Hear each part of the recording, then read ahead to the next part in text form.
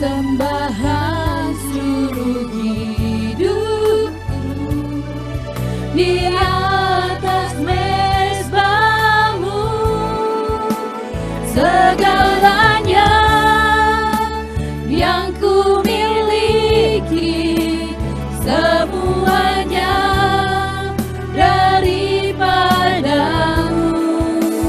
kan ku bawa persembahanku yang terbaik hanya bagimu, segalanya yang ku miliki, semuanya daripadamu, kan ku bawa persembahanku yang terbaik hanya bagimu, kan ku bawa persembahanku yang terbaik hanya bagimu, kan ku bawa persembahanku yang terbaik hanya bagimu.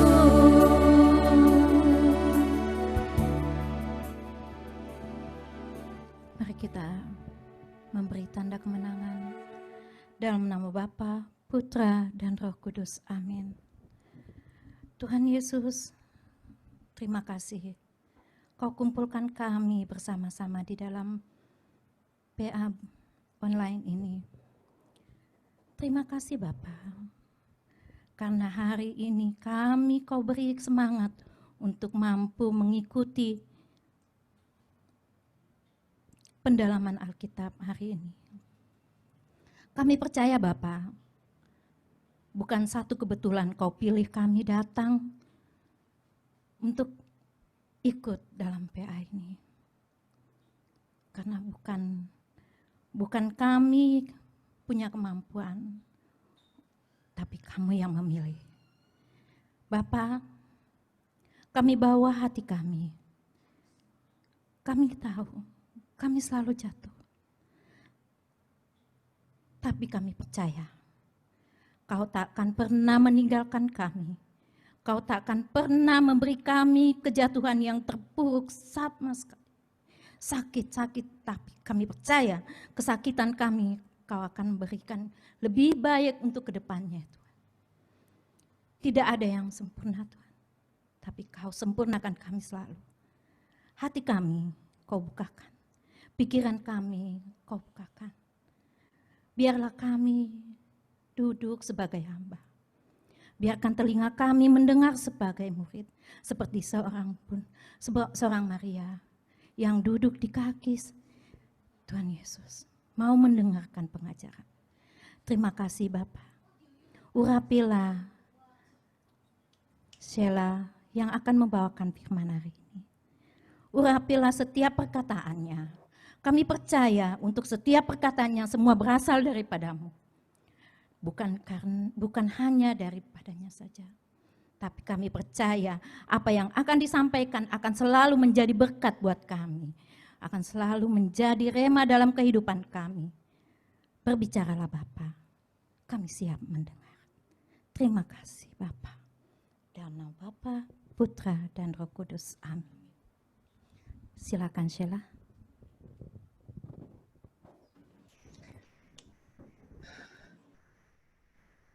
Oke, selamat siang Bapak dan Ibu semuanya, Shalom. Tema kita hari ini kita akan bahas tentang persembahan ya. Oke, kita akan langsung aja masuk pada tema. Ini sebetulnya tema bisa dipakai sebagai seminar 2 kali sesi atau 3 kali sesi. Saya akan coba rangkum agar satu sesi bisa kelar. Nanti aku akan dibantu oleh beberapa teman untuk ketikin ayatnya, jadi untuk yang nggak keburu mencatat, bisa lihat di chatboard-nya, karena kita akan dibantu untuk ngintip ayat-ayatnya. Oke, aku akan mulai dari satu ayat, Lukas 12, ayat 17 sampai 21. Lukas 17, ayat Lukas 12 ayat 17 sampai dengan 21.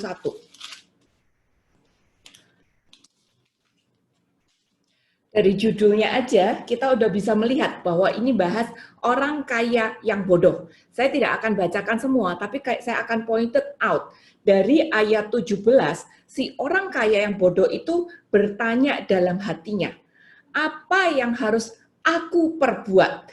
Sebab aku tidak punya tempat di mana aku dapat menyimpan hasil tanahku. Lalu katanya, aku perbuat, aku akan merombak lumbungku, aku akan mendirikan yang lebih besar, aku akan menyimpan segalanya di sana, aku akan berkata pada jiwaku, jiwaku ada padaku, bla bla bla bla bla bla bla. Perhatikan di sini, semuanya si orang kaya yang bodoh ini tadi cuman ngomong aku. Berarti yang menjadi fokus hidupnya adalah harta kekayaan untuk dirinya sendiri. Teman-teman, sebenarnya nyimpen harta sih nggak salah ya. Bekerja untuk diri sendiri juga nggak salah. Malah Tuhan mau kita bekerja. Orang ada ayat yang bilang kalau nggak kerja nggak makan. Berarti Tuhan memang mau kita untuk rajin bekerja. Tetapi yang dipersalahkan di sini adalah bila fokus hidup kita hanya duit untuk diri sendiri. Semuanya ujung-ujungnya duit. Semuanya ujung-ujungnya duit dan itu semua untuk aku sendiri. Ini yang disalahkan. Lalu di ayat 20, tetapi firman Allah kepadanya, hai engkau orang yang bodoh, pada malam ini juga jiwamu akan diambil daripadamu. Dan apa yang telah kau sediakan, untuk siapakah itu nanti? Demikianlah jadinya orang yang mengumpulkan harta bagi dirinya sendiri, jikalau ia tidak kaya di hadapan Allah. Rupanya kekayaan itu bukan hanya melulu kekayaan yang ada di dunia, tapi kita juga wajib mengumpulkan kekayaan agar kita kaya di hadapan Allah. Dan buat Allah, kekayaan yang dinilai jelas bukan deposito rupiah kita, bukan juga US kita, tapi Allah punya penilaian sendiri apa yang dia maksud dengan kekayaannya dia. Nah, di sini kita harus mulai belajar untuk mengubah fokus kita. Bahwa kerja oke, menyimpan uang oke, tapi jangan ujung-ujungnya fokusnya semuanya hanya untuk diri sendiri, sehingga kita lupa pada harta kekayaan yang bernilai kekal. Coba kita lompat ke ayat 33 dan 34. Di situ dibilang, jualah segala milikmu dan berikanlah sedekah. Buatlah bagimu pundi-pundi yang tidak dapat menjadi tua, suatu harta di surga yang tidak akan habis, yang tidak akan didekati pencuri, dan yang tidak dirusakkan ngengat. Karena di mana hartamu berada, di situ juga hatimu berada. Teman-teman, ayat ini sebenarnya keluar dari mulut Tuhan Yesus sendiri. Bahwa dia yang mengajarkan salah satu cara, bahkan satu-satunya cara untuk kita mengumpulkan harta di surga adalah bila kita bersedekah. Bila kita bersedekah, berarti kita sedang mengumpulkan pundi-pundi di dalam kerajaan Allah. Nah, di sini kita udah boleh milih nih. Saya mau ngumpulin pundi-pundi di dunia yang pada satu hari nanti akan aku tinggal pergi, nggak ada orang yang selamanya di sini kan, semuanya kita bakal check out gitu loh. Kita nggak akan tinggal di sini secara kekal, nanti kekekalannya di atas sono gitu. Nah, sekarang kita mau milih, saya mau mengumpulin pundi-pundi di sini yang sifatnya sementara, atau saya juga sedang berusaha untuk mengumpulkan pundi-pundi yang sifatnya kekal. Dan cara untuk mengumpulkan pundi-pundi yang sifatnya kekal adalah bila kita bersedekah. Ini kata ayat. Ayat 34, karena di mana hartamu berada, di situ hatimu berada. Di sini sudah ditekankan bahwa sikap hati itu menjadi faktor utama yang akan menggerakkan kehidupan kita. Karena hati kita itu pasti mengikuti di mana harta kita. Contohnya, kalau kita sekarang punya tabungan di bank XX gitu, maka kalau ada berita bank XX lagi goyang nih, kena rush, ada gagal bayar apa segala macam. Wah, kita akan ngikutin nih newsnya seperti apa. Kenapa? Karena ada harta kita di situ. Kita nyimpen deposito atau tabungan kita di situ. Jadi kita akan mengikuti gerakannya dari bank XX itu tadi. Nah, sekarang cek diri kita masing-masing. Yang menjadi harta utama bagi aku hari ini apa? Apakah yang menjadi harta utama adalah rupiah-rupiah, duitku secara harafiah, atau yang menjadi harta buat aku adalah kekekalan? Bila yang menjadi harta bagiku adalah kekekalan, maka pasti sikap hatiku mengikuti hartaku terfokus pada kekekalan. Bukan terfokus pada duit yang ada di sini. Ini cek untuk diri kita masing-masing. Kenapa? Karena di mana hartaku berada, di situ hatiku akan mengikuti. Apa yang menjadi harta utama bagi hatiku? Apa yang menjadi paling valuable, harta yang paling valuable buat aku hari ini? Di situ hatiku akan ikut. Apakah valuable buat aku uang, emas, deposito, falas, atau yang paling valuable buat aku adalah kekekalan. Bila hatiku mengikuti harta yang paling valuable kekekalan, maka harta uang, rupiah, deposito, emas, apapun itu tadi tidak akan menjadi ikatan bagi aku. Aku akan dengan mudah memberikan persembahan, memberikan sedekah, karena aku lebih memfokuskan diri pada kekekalan itu tadi. Memupuk harta di kekekalan. Seperti itu. Teman-teman, tadi di ayat 33 udah dibilang bahwa satu cara untuk memupuk pundi-pundi di dalam kerajaan Allah apabila kita bersedekah. Sebenarnya bersedekah itu kan bagian dari persembahan juga ya. Hal persembahan itu Tuhan sudah ajarkan sejak permulaan zaman. Tuhan sudah mendidik setiap manusia untuk memberi persembahan itu tadi. Kenapa? Karena dengan persembahan manusia bisa menunjukkan cintanya kepada Allah. Itu. Maka Tuhan ajarkan, kalau kamu memang mencintai Allah, tunjukkan itu tadi dengan persembahan.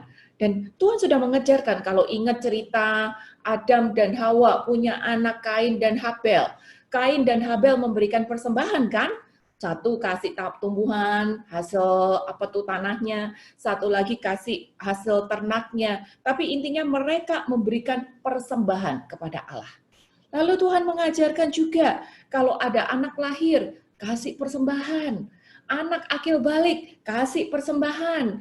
Orang sembuh dari sakit, kasih persembahan. Pergi ke bait Allah, kasih persembahan. Semuanya bicara tentang kasih persembahan. Kenapa? Karena Tuhan mau manusia ini berlatih untuk menunjukkan dirinya, aku ini mencintai Allah.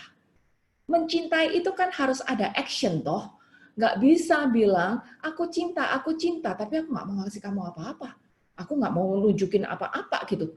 Hitung-hitungan setengah mati. Nggak mungkin. Kalau orang memang mengasihi, pasti ada actionnya. Dan Tuhan ajarkan ini tadi. Bagaimana kita bisa menunjukkan action kita bahwa aku mencintai Allah. Itu dengan cara memberi persembahan. Apalagi kalau kita percaya bahwa semua berkat yang kita terima itu adalah dari Tuhan. Tadi kita juga udah nyanyi bahwa semuanya dari Tuhan, dari, oleh, untuk Tuhan. Harusnya seperti itu. Harusnya semua adalah dari, oleh, dan untuk kemuliaan Tuhan. Tapi dalam prakteknya, seringkali yang terjadi adalah dari Tuhan. Puji Tuhan, terima kasih Tuhan. Oleh Tuhan, terima kasih Tuhan, puji Tuhan. Tapi untuk siapa? Sebagian besar untuk aku sendiri. Dikembalikan ke Tuhan. Tunggu ya Tuhan ya. Aku hitung-hitung dulu ya, aku mau pakai buat apa gitu. Nah, kita udah mulai hitung-hitungan. Padahal lewat mulut kita gampang ngomong. Semua dari Tuhan, semua oleh Tuhan, semua untuk kemuliaan Tuhan. Tapi pada waktu kita diminta untuk mengembalikan, mulai deh hitung-hitungan. Aku akan bilang mengembalikan ya kepada Tuhan, bukan memberi. Kenapa? Karena semuanya dari Tuhan. Kita terima dari Tuhan, maka kita kembalikan kepada Tuhan. Kita bukan memberi kepada Tuhan, tapi kita nerima. Karena nerima, ya kita kembalikan.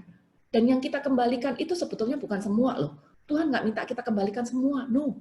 Tuhan minta kita kembalikan sebagian kecil aja sesuai dengan kerelaan hati kita. Sebagai apa sih? Sebagai tanda cinta. Kalau aku mencintai, itu pasti ada actionnya. Itu aja. Kenapa Tuhan mengajarkan seperti ini? Karena manusia terlahir dengan kecenderungan menjadi serakah. Itu kecenderungannya manusia. Maka Tuhan latih. Agar kita tidak terikat pada keserakahan, maka kita harus menunjukkan cinta kita dengan cara melepas keserakahan itu tadi. Amsal 10 ayat yang ke-22. Amsal 10 ayat yang ke-22. Berkat Tuhanlah yang menjadikan kaya, susah payah tidak akan menambahinya. Ya, bahasa sederhananya ya, berkat Tuhan yang menjadikan kaya. Apa itu namanya? Rezeki nggak lari kemana-mana. Orang suka bilang gitu kan, rezeki nggak lari kemana-mana. Selama memang kita mengusahakan, apa yang memang menjadi jatah rezeki kita, itu nggak akan kemana-mana. Makanya kalau rezeki nggak kemana-mana, ya kita bersyukur karena Tuhan udah jatahin untuk kita setiap rezeki yang harusnya memang kita terima gitu. Nah, sekarang kalau kita sudah menerima lebih dulu rezeki dari Tuhan itu tadi, berkat-berkat dari Tuhan, maka tanda syukur kita adalah kita mengembalikan kepada Tuhan, bukan memberi. Kita mengembalikan kepada Tuhan. Dan pada waktu kita mengembalikan kepada Tuhan, itu sebetulnya kita sedang menabur. Galatia 6 ayat yang ke-7. Ini ayat tentang tabur tuai. Galatia 6 ayat yang ke-7. Jangan sesat. Allah tidak membiarkan dirinya dipermainkan. Karena apa yang ditabur orang, itulah yang akan dituainya. Teman-teman, ini ayat dimulai dengan perkataan, jangan sesat. Pakai tanda seru pula. Ini salah satu ayat yang bicara dengan keras kepada kita manusia. Jangan sesat. Allah tidak membiarkan dirinya dipermainkan. Rupanya kalau kita mencoba triki-triki sama Tuhan, simpen-simpen gitu sama Tuhan, kita itu menjadi sesat. Maka kita diingatkan, jangan kita mencoba-coba untuk menjadi dalam tanda kutip triki sama Tuhan. Karena Tuhan melihat perbuatan kita. Tuhan melihat setiap intensi yang ada di dalam hati kita. Maka kita harus jujur dan terbuka. Karena kalau kita tidak berjalan di dalam kebenaran, termasuk di dalam hal persembahan ini tadi, ayat mengatakan kita adalah sesat. Apa yang kita tabur, itu yang akan kita tuai. Sebagai ayat bilang, nabur dulu kan sebetulnya. Walaupun kita sebenarnya juga terima berkat dari Tuhan gitu. Realitanya kita terima berkat dulu dari Tuhan, baru kita nabur. Tapi ayat menantang kita untuk berani nabur duluan. Baru kita menuai. Nabur duluan itu kan berarti saya modalin duluan, saya keluar duluan, saya lempar benih duluan, saya beli benih itu dan saya lempar duluan. Nuainya kapan? Nggak tahu. Nuainya bentuknya seperti apa? Berapa banyak? Nggak tahu. Tapi Tuhan suruh kita untuk nabur, berani nabur duluan. Dan pada waktu kita nabur, sesudah kita nabur, baru kita akan menuai. Lukas 6 ayat yang ke-38. Lukas 6 ayat yang 38. Ini juga perkataan yang keluar dari mulut Tuhan Yesus sendiri. Dia bilang, berilah dan kamu akan diberi. Perhatikan teman-teman, saya percaya bahwa setiap urutan kata di dalam Alkitab itu ada artinya. Kenapa kata ini lebih dulu daripada kata yang lain? Dan ayat mengatakan, berilah, maka kamu akan diberi. Sama seperti Galatia tadi berarti apa? Berilah, saya nabur duluan. Saya beri dulu. Berilah, maka kamu akan diberi. Setelah saya nabur, memberi, saya akan menuai. Saya akan diberi. Gitu. Ini bertentangan dengan konsep dunia ya. Kalau konsep dunia, akan bilang, saya terima dulu dong. Setelah saya terima, baru saya bisa bagi-bagi, baru saya bisa beri-beri. Itu konsep dunia. Tapi rupanya konsep Tuhan berlawanan dengan konsep dunia. Konsep Tuhan sudah 2 kali kita baca ayat yang paralel sebetulnya. Mengajarkan kepada kita bahwa kita harus nabur duluan. Memberi duluan. Baru Tuhan akan memberikan kepada kita. Kita menuai dan kita menerima dari Tuhan. Dan apa yang akan kita terima? Suatu takaran yang baik, yang dipadatkan, yang digoncangkan, dan yang tumpah keluar akan dicurahkan ke dalam ribaanmu. Sebab, aku berhenti sampai itu. Apa yang akan kita terima? Ukuran yang baik. Bayangkan, di bekas gelas kopi aku tadi. Kalau saya nabur satu gelas kopi ini, satu cangkir ini, ya, maka yang akan aku terima adalah satu takaran yang baik, satu cangkir ini, karena aku tadi nabur itu di sini, gitu ya. Aku terima satu takaran yang baik, dipadatkan. Kalau ini misalnya, bayangin dituangin beras gitu ya, dipadatkan, terus aku tek kayak gitu, kan ini berasnya akan turun kan? Jadi ada celah lagi sedikit, bisa diisi lagi beras. Aku padatin lagi, makin padat, bisa diisi beras lagi sampai benar-benar penuh, padat, lalu digoncang-goncangkan, makin padat, diisi lagi. Jadi ini gelas udah padat banget sama beras itu tadi, tapi bukan hanya padat, dicurahkan sampai luber, tumpah ke dalam ribaanku. Ini tuaian yang akan aku terima. Kalau aku nabur pakai gelas ini. Karena ukuran yang kamu pakai untuk mengukur akan diukurkan kepadamu. Jadi kalau aku nabur pakai ukuran gelas ini, maka aku akan menerima ukuran gelas ini yang padat, yang digoncangkan sampai tumpah ke dalam ribaanku. Kenapa? Karena aku berani taat untuk nabur duluan dengan menggunakan ukuran gelas ini. Jadi kalau kita pakai ini sebagai ukuran, maka kita akan terima ini juga sebagai ukurannya, tapi luber-luber.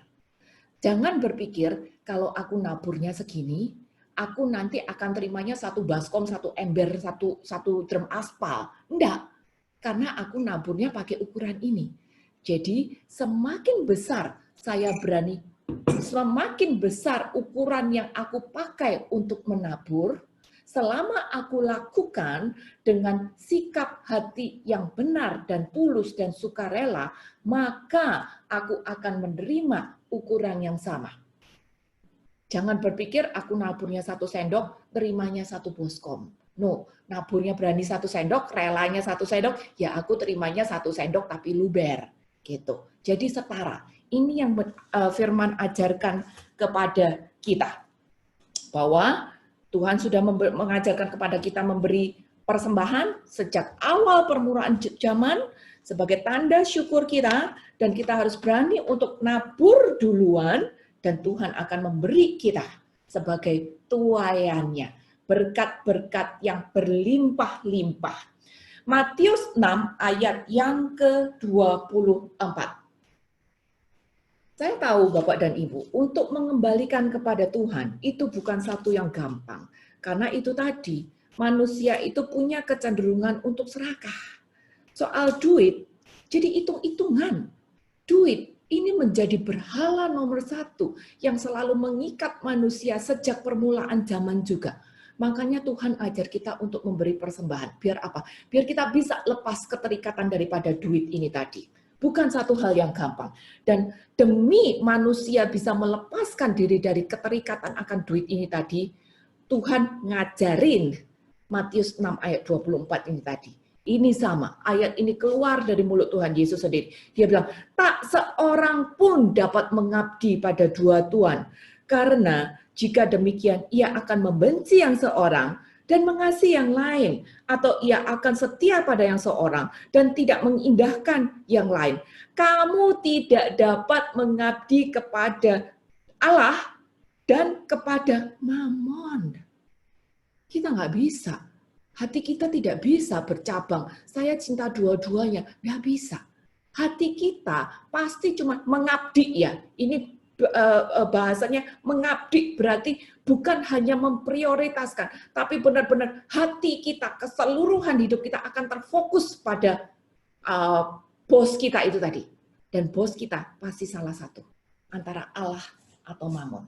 Demikian Allah itu tahu bahwa kita ini punya kecenderungan untuk serakah.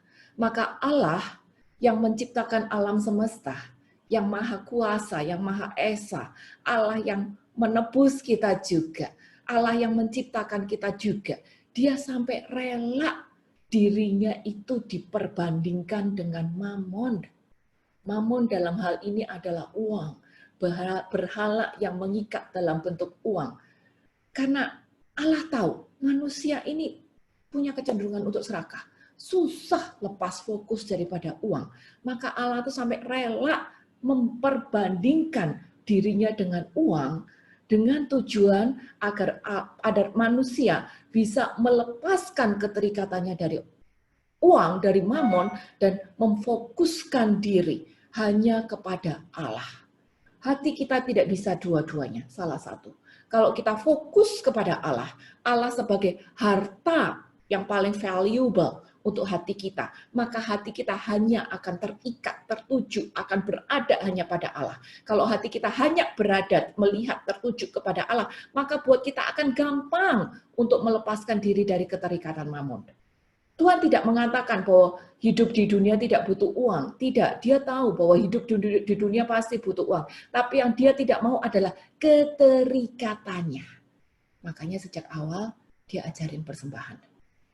Dia ajarin persembahan. Dan dengan berjalannya waktu, iya, memang ada banyak sekali penyelewengan akan persembahan itu tadi. Dan dia terus ingatkan di dalam berbagai macam cara, termasuk Matius 6 ayat 24 itu tadi, di mana Allah rela dirinya diperbandingkan dengan Mammon demi mengajarkan kepada manusia agar manusia ini lepas keterikatan dari Mammon dan percaya bahwa pada waktu kita berserah kepada Tuhan, kita memberikan kepersembahan, kita berani untuk nabur duluan dengan hati yang tulus, dengan hati yang kasih, dengan hati yang rela, maka Allah pasti pelihara kita.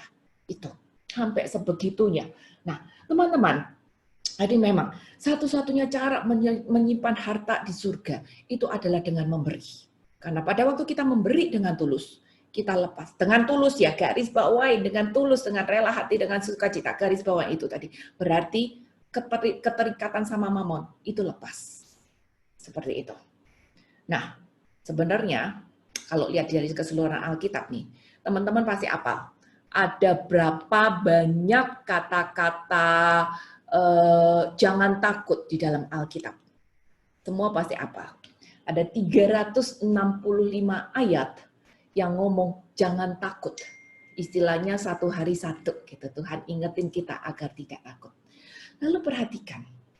Ada 310 kali kata-kata percaya.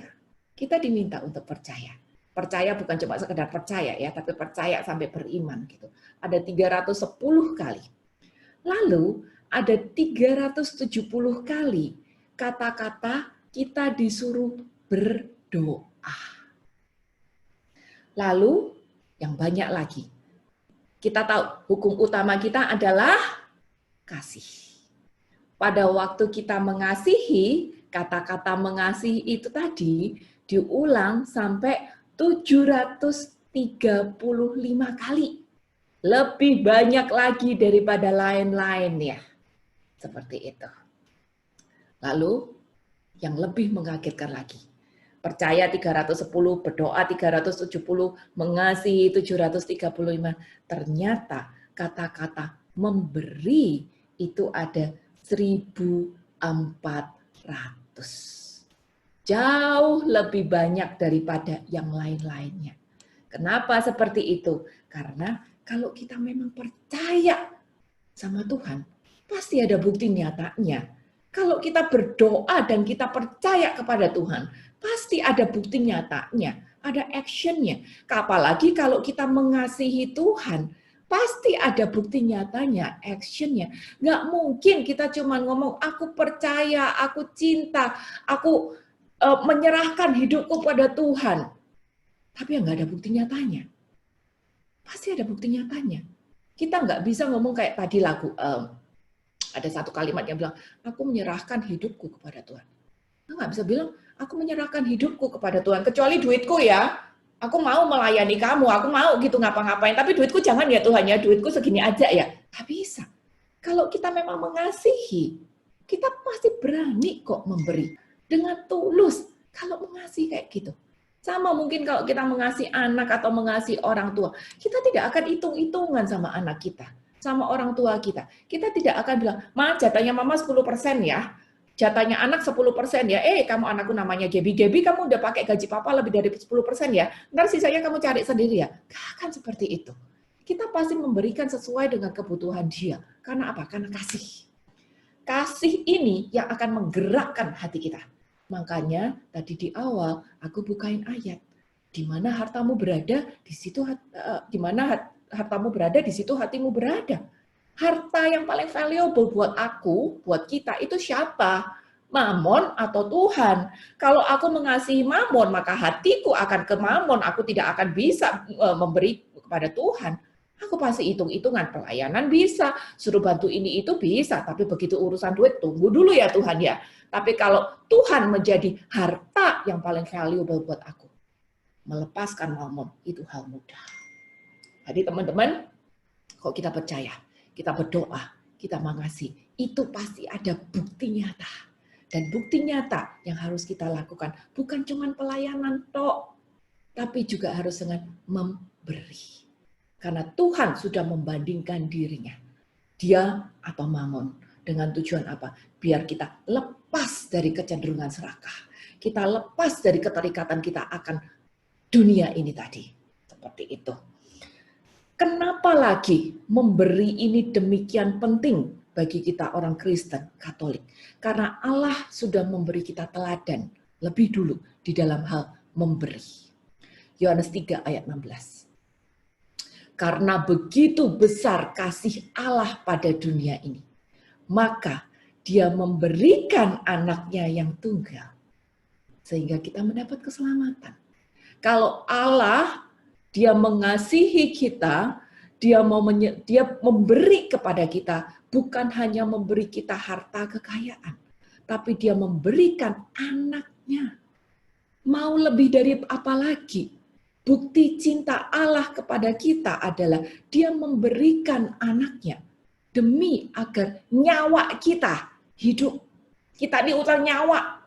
Kalau ingat beberapa PA beberapa bulan yang lalu, kita bahas sampai 3 kali berturut-turut, 3 sesi. Kita belajar kalau kita ini utang nyawa sama Tuhan. Nah, itu karena Allah cinta. Kalau Allah sudah memberi nyawa demi biar kita hidup, sekarang kita pun juga diminta untuk menunjukkan tanda cinta kita. Jangan khawatir, kita nggak diminta untuk memberikan nyawa kita kok. Kita cuma diminta untuk memberi persembahan dengan hati yang tulus. Itu pun nggak 100% dari apa yang Allah sudah kasih kepada kita. Hanya sebagian kecil dari apa yang Allah sudah berikan kepada kita terlebih dulu. Hanya sebagai bukti, kalau aku tidak terikat sama mamon, aku tidak terikat sama dunia, tapi yang harta paling valuable buat aku adalah Allah. Dan aku belajar untuk mengumpulkan pundi-pundi di dalam kekekalan itu. Itu saja, itu aja teman-teman, seperti itu. Jadi kita belajar untuk memberi, mengembalikan kepada Allah lewat orang-orang di sekitar kita. Jadi kan kita nggak yang lempar, ini Tuhan ya, aku lempar ya, yang Tuhan butuh Tuhan ambil, nanti sisanya jatuh buat aku. Kan kita nggak seperti itu.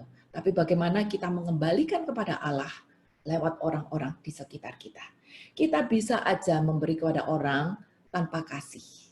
Ya kan? Kita ngasih pengemis lah, kita ngasih sembako lah, kita ke panti lah. Kita bisa memberi kepada orang tanpa kasih.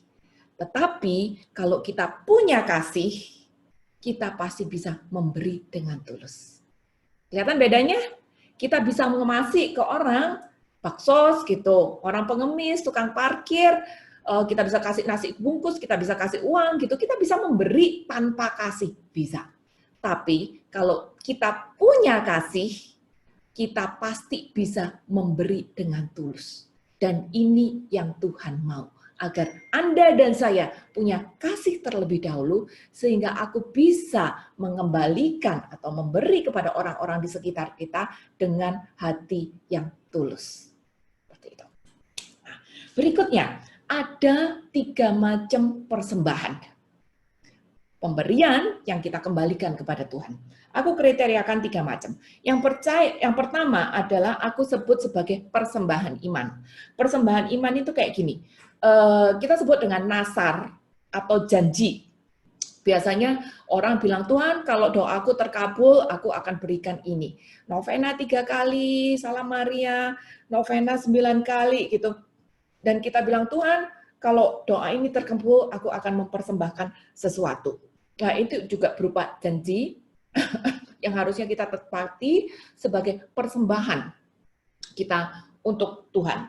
Kita coba buka satu ayat, Mazmur 76 ayat yang ke-12. Mazmur 76 ayat yang ke-12.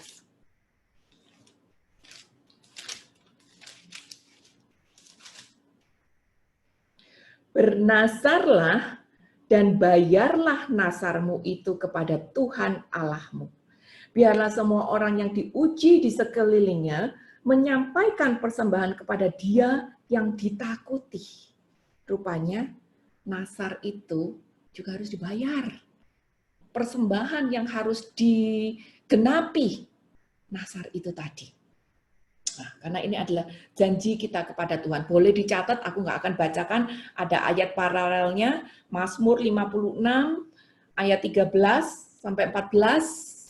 Ada juga di Perjanjian Baru, 2 Korintus 11, ayat yang ke-5, ini cerita tentang Paulus, ternyata dia pun juga ngurusin janji nasarnya orang-orang. Dia inget-ingetin, kamu janji nasar lo waktu itu, ayo beresin, ayo kasih persembahannya, ayo kelarin janji-janji kamu. Paulus pun pada waktu itu juga ngurusin nasarnya orang-orang. Kenapa sampai Paulus turun tangan untuk ngurusin nasarnya orang-orang? Karena Paulus mau setiap janji, apalagi janji kita kepada Tuhan, itu digenapi. Ada akibat kalau kita tidak menggenapi janji kita kepada Tuhan. Pengkhotbah 5 ayat yang keempat. Ini akibatnya kalau kita tidak menggenapi janji kita kepada Tuhan. Lebih baik engkau tidak bernasar daripada bernasar tapi tidak menepatinya. Janganlah mulutmu membawa engkau ke dalam dosa, dan janganlah berkata di hadapan utusan Allah bahwa engkau kilaf.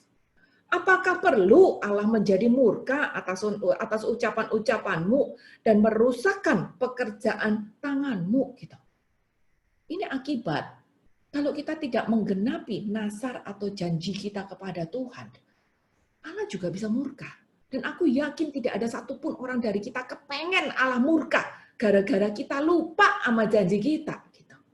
Kalau kita lupa, pekerjaan tangan kita itu rusak loh. Pekerjaan tangan itu apa? Mungkin saya sudah pelayanan, mungkin saya sudah pernah memberi persembahan juga, mungkin saya sudah melakukan kebajikan-kebajikan. Kebaikan-kebaikan itu tadi, pekerjaan tangan kita itu bisa rusak hanya karena satu kali aku lupa menggenapi janjiku kepada Tuhan. Jadi janji kita kepada Tuhan ini memang penting, harus digenapin. Paulus aja sampai ngopiak-ngopiak bahasa Jawanya, dorong-dorong orang ngurusin nasar demi dia tidak mau ada orang lupa janjinya sama Tuhan. Persembahan nasar ini tadi. Nah, biasanya kalau janji itu kita ucapkan di dalam doa, novena kayak di misa kayak apa segala macam, kita ingat karena bentuknya doa. Yang kadang kita suka lupa kalau janji itu ngebatin doang. Ngomong doang dalam hati, tapi nggak doa gitu. Kita ngebatin, oh Tuhan, nanti kalau misalnya ya, oh nanti kalau orderan ini jadi, aku kasih persembahan ini ya Tuhan ya.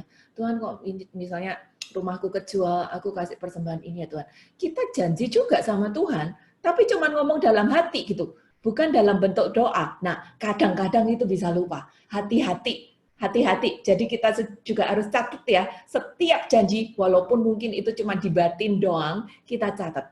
Karena kalau kita lupa, bisa aja Pengkhotbah 5 ayat 4 itu terjadi. Allah murka, atau pekerjaan tangan kita rusak, dan kita tidak mau. Salah satu contoh orang yang mengalami ini, kalau ingat di Kisah Para Rasul ada cerita tentang Ananias dan Safira, di mana mereka waktu itu ngomong sama Tuhan, Tuhan kalau tanahku laku, aku akan kasih semuanya untuk persembahan, untuk pelayanan, seperti itu. Nah, tanah mereka laku beneran nih, Ananias sama Safira. Ternyata duitnya nggak 100% dikasihin buat persembahan, 50% doang dikasihin ke persembahan. Nah, sebenarnya ngasih 50% kan juga udah banyak dong, orang ini duit tanah gitu loh. Tapi ternyata apa? Allah murka.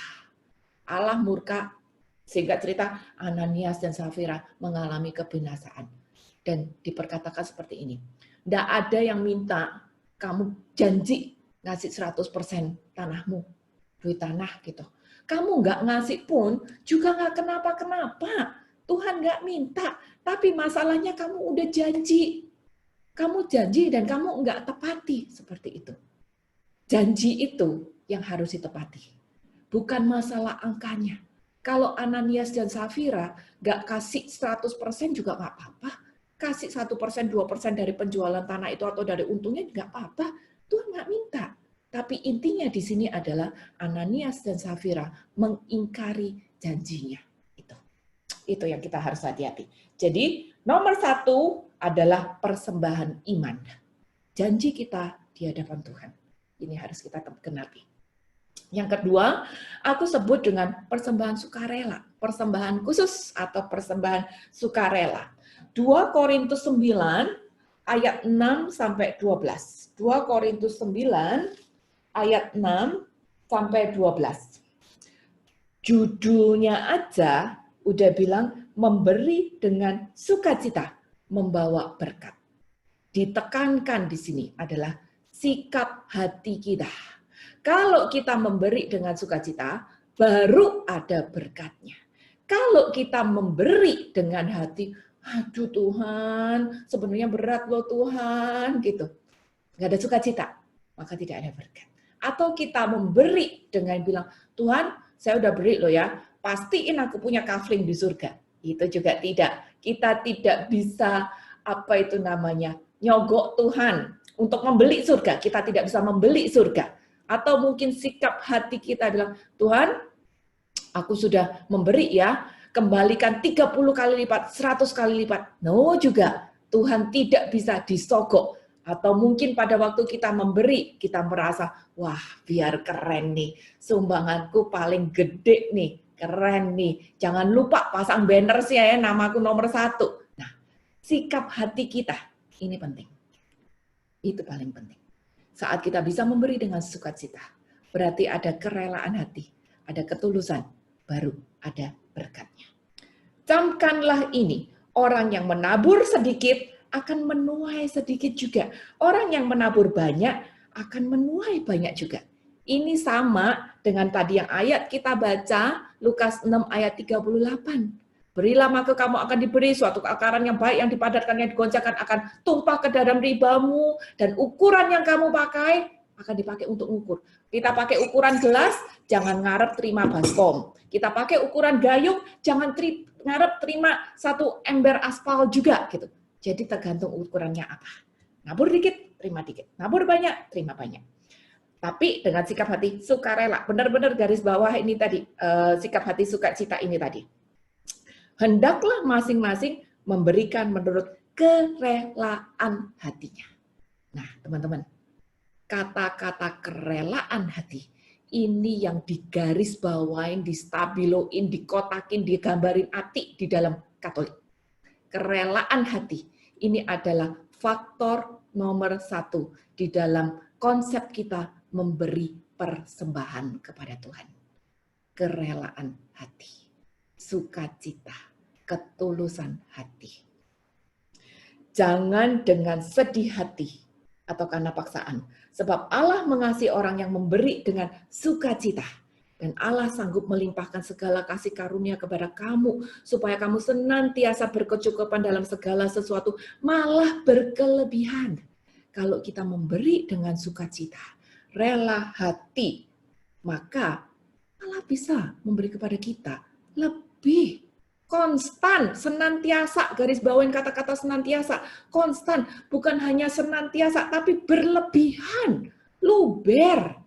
Seperti Lukas 6 ayat 38 itu tadi, luber sampean, berkelimpahan di dalam berbagai kebajikan. Seperti ada tertulis, yang membagi-bagikan, yang memberikan pada orang miskin kebenarannya, tetap untuk selama-lamanya. Sebenarnya hal kebenaran ini lebih daripada uang. Selama hati kita tidak terikat dari mamon, maka kita akan mendapat harta kebenaran itu tadi. Dan value daripada kebenaran itu tadi lebih daripada uang. Ini akan kita dapat bila kita lepas keterikatan dari mamon. Tidak menjadi manusia yang serakah, kita akan mendapat kebenaran itu. Karena itu harta yang sesungguhnya lebih valuable daripada uang. Lalu bagaimana dengan kehidupanku di dunia? Aku masih hidup, ya, Tuhan tahu. Tuhan juga bilang, Dia akan memberkati kita senantiasa, malah berkelebihan. Jadi teman-teman, sikap hati kita, ini yang paling penting. Dan ini yang ditekankan sebetulnya di dalam Katolik. Bahwa kita harus punya kerelaan hati. Kerelaan hati. Kalau kita punya cinta, kita punya rela hati, kita bisa do more dari sekedar memberi sedikit daripada Tuhan. Sebenarnya begini ya, kalau ngomong kerasnya kayak begini. Orang yang pelit, orang yang hitung-hitungan sama Tuhan, itu sulit naik imannya. Orang yang pelit, orang yang hitung-hitungan sama Tuhan, itu sulit naik imannya. Kenapa? Karena Tuhan sudah membandingkan dirinya. Mau pilih aku atau mau pilih mamon. Orang tidak bisa berpijak milih dua-duanya. Harus pilih salah satu. Maka kalau hati kita masih terikat sama mamon, kita akan sulit untuk naik iman. Seperti itu. Jadi sekarang kita belajar. Lepaskan diri dari mamon, lepaskan diri dari keserakahan, agar hati kita benar-benar terpaut, menjadikan Allah, kebenarannya, sebagai harta utama kita. Biar kita naik iman, dan kita percaya, hidup kita pasti diberkati Tuhan, sampai berkelimpahan. Lalu, jenis persembahan yang ketiga, ini yang paling seru, persembahan perpuluhan. Biasanya pertanyaannya akan selalu bersama. Emang di Katolik ada persembahan perpuluhan? Gak ada kan? Emang itu wajib? Dasarnya apa? Gitu. Itu pertanyaan yang berkali-kali keluar di Katolik seperti itu. Oke, persembahan perpuluhan. Maleakhi 3 ayat 8 sampai 11. Maleakhi 3 ayat 8 sampai 11. Sebenarnya ada banyak sekali ya ayat tentang perpuluhan ini, tapi aku jelas gak bisa bacain semuanya, nanti benar-benar jadi 3 jam. Bolehkah manusia menipu Allah? Namun kamu menipu aku. Tetapi aku berkata, dengan cara bagaimanakah kami menipu engkau? Mengenai persembahan perpuluhan dan persembahan khusus. Teman-teman, kalau yang baca bahasa Inggrisnya, kata-kata menipu ini sebenarnya adalah robbing, ngerampok Allah. Kita bukan cuma menipu Allah, ternyata kita dianggap ngerampok Allah. Loh, kapan kita ngerampok Allah? Ayat bilang, kita ngerampok Allah kalau kita tipu-tipu di dalam hal persembahan perpuluhan dan persembahan khusus. Persembahan khusus itu apa? Persembahan khusus itu yang tadi, yang nomor 2 tuh. Persembahan sukarela, persembahan khusus yang sifatnya sesekali aja, itu sebut persembahan khusus ya. Kapan kita ngerampok Allah? Kalau kita tipu-tipu, hitung-hitungan sama Tuhan, kayak Safira Ananias gitu, tipu-tipu dalam hal persembahan perpuluhan dan persembahan khusus. Kamu telah kena kutuk, tapi kamu masih menipu aku. Ya kamu seluruh bangsa, Bawalah seluruh persembahan persepuluhan itu dalam rumah perbendaharaan, supaya ada persediaan makanan di rumahku, dan ujilah aku, firman Tuhan semesta alam. Apakah aku tidak membukakan bagimu tingkap-tingkap langit dan mencurahkan berkat kepadamu sampai berkelimpahan? Aku akan menghardik bagimu belalang pelahap, supaya jangan dihabisinya hasil tanahmu, dan supaya jangan pohon anggur padang tidak berbuah bagimu, firman Tuhan semesta alam. Maka segala bangsa akan menyebut kamu berbahagia, sebab kamu ini akan menjadi negeri kesukaan, firman Tuhan semesta alam. Aku akan coba bahas ayat 8, 9 dulu ini tadi.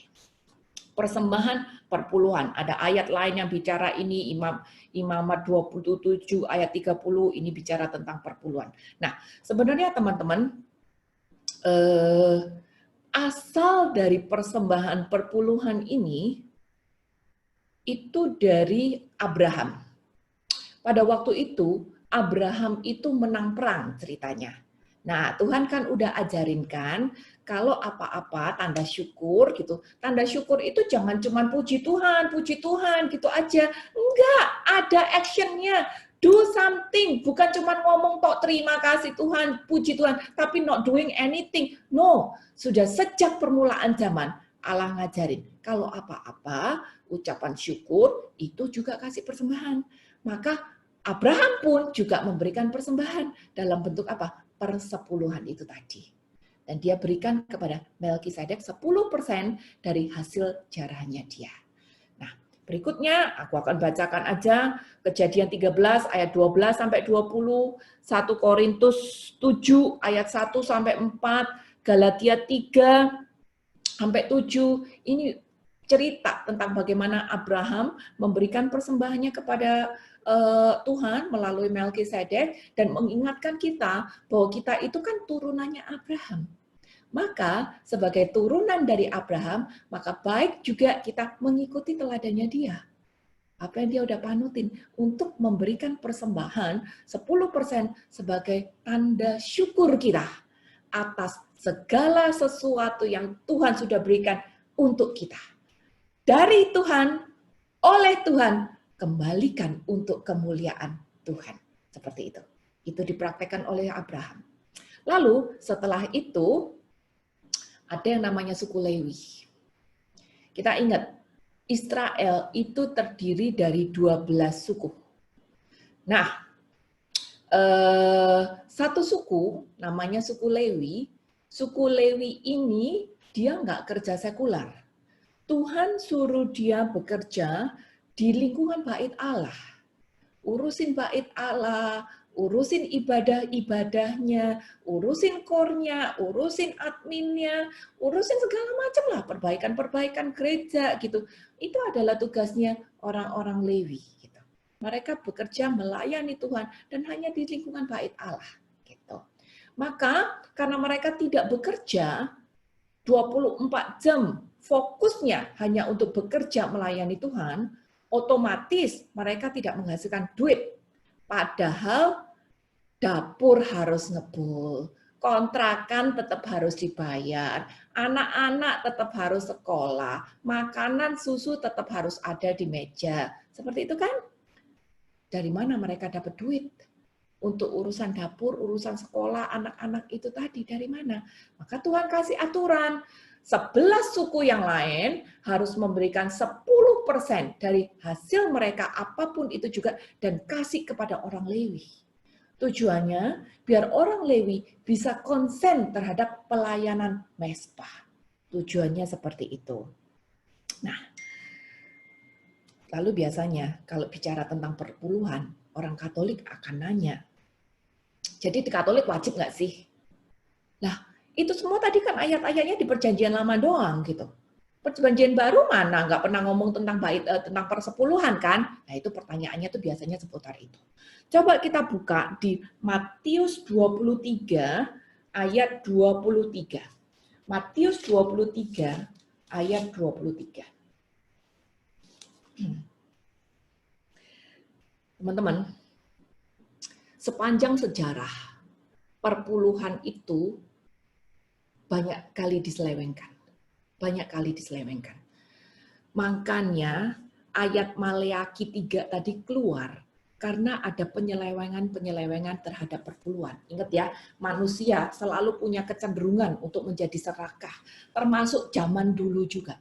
Maka banyak orang-orang dari 11 suku Israel yang lain itu tidak memberikan perpuluhannya dengan benar. Ada yang diedit-edit dikit, ada yang dicomot-comot dikit, gitu, bahkan banyak gitu. Maka orang Lewi tidak mendapat bagiannya 100%. Otomatis mereka kurang duit. Gitu. Singkat ceritanya aja, otomatis mereka jadi kurang duit. Maka akibatnya apa? Tuhan marah. Karena Tuhan marah, keluar ayat Maleakhi itu tadi, yang tadi kita baca itu tadi. Dan Tuhan bilang, kamu ngerampok Tuhan. Dengan cara hitung-hitungan persembahan perpuluhan khusus itu tadi, ternyata kita ngerampok Tuhan. Dan kalau kita ingat tadi ayat 9, ayat 10 bilang, ujilah aku. Itu satu kata di dalam Alkitab, di mana sekali-sekalinya itu Tuhan nantang kita. Tuhan nantang kita, ujilah aku. Ayo, kalau kamu bawa persembahan ke rumahku, masa aku nggak memberkati kamu? Singkat kata kayak itu. Jadi Tuhan itu sampai nantang kita. Biar kita berani lepas dari mamon. Uji aku. Kalau kamu kasih persembahanmu, persembahan khusus, persembahan perpuluhan nanti dengan benar, masa aku nggak memberkati kamu?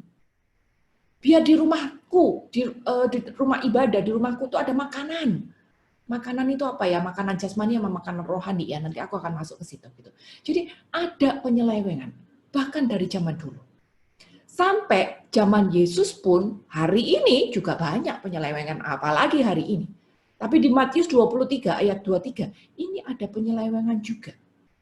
Ada penyelewengan juga. Dan itu dilakukan oleh ahli Taurat dan orang Farisi. Makanya Tuhan negur. Matius ini, 23 ayat 23, ini teguran Tuhan loh, keluar dari mulut Tuhan sendiri. Karena Tuhan melihat ada penyelewengan terhadap persembahan ini tadi, dan itu dilakukan oleh ahli Farisi dan orang Taurat. Maka Tuhan tegur dengan keras. Dia bilang, celakalah kamu, hai ahli-ahli Taurat dan orang-orang Farisi. Hai kamu orang-orang munafik. Mereka disebut munafik sama Tuhan. Sebab persepuluhan dari selasi, adas, manis, dan jintan kamu bayar.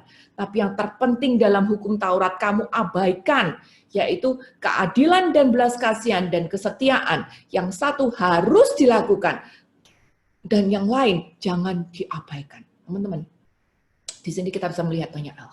Kalau orang bilang perpuluhan hanya ada di dalam perjanjian lama, itu salah.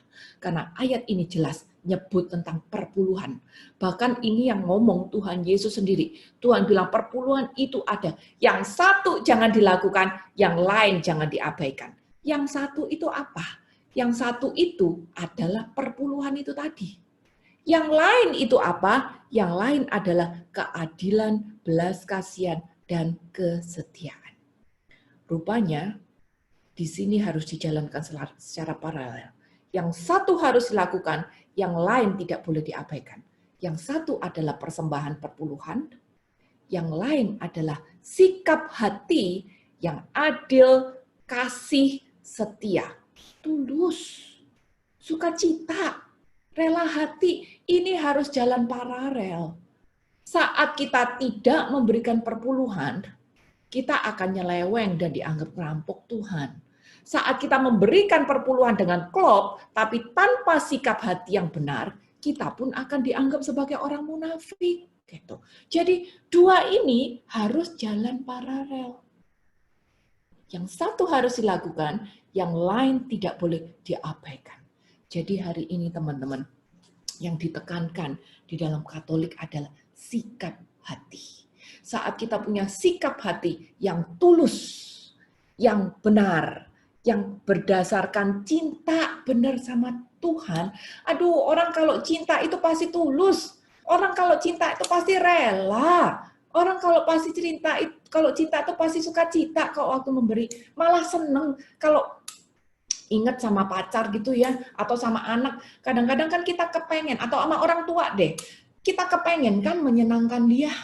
Kita kepengen menyenangkan dia, maka sesekali kita kasih orang tua apa? Baju kek, makanan kek, kita ajak jalan. Dan kita lakukan itu dengan sukacita. Kenapa? Karena aku mencintai. Tanya diri sendiri, saya ini mencintai Tuhan apa enggak? Kalau memang Tuhan adalah hartaku yang paling berharga, maka sikap hatiku pasti benar. Nggak akan hitung-hitungan sama Tuhan. Maka aku bisa melakukan yang satu dan tidak mengabaikan yang lain. Pada waktu aku memberikan persembahan, aku lakukan dengan sikap hati yang tulus. Jadi pertanyaan, ini ada di perjanjian lama doang? Tidak. Ini ada juga di perjanjian baru. Lalu pertanyaan yang umum lagi, wajib apa enggak sih sebenarnya? Harus apa enggak sih? Di Katolik kan enggak ada perpuluhan. Nah, di Katolik memang enggak sebut perpuluhan, tapi sebutnya adalah persembahan kasih. Karena apa? Kalau kita kasih, kalau kita mencintai, itu pasti enggak hitung-hitungan. Simple. Kita bisa memberi lebih. Kita bisa memberi lebih. Karena apa? Karena kita mencintai. Cinta ini yang membuat kita bisa lakukan segalanya dengan sikap hati yang benar, yang tulus. Lalu pertanyaan yang umum lagi biasanya adalah, nah, wajib apa enggak? Saya suka dicari-cariin gitu, jadi wajib apa enggak gitu. Teman-teman, aku cuma bisa bilang seperti ini.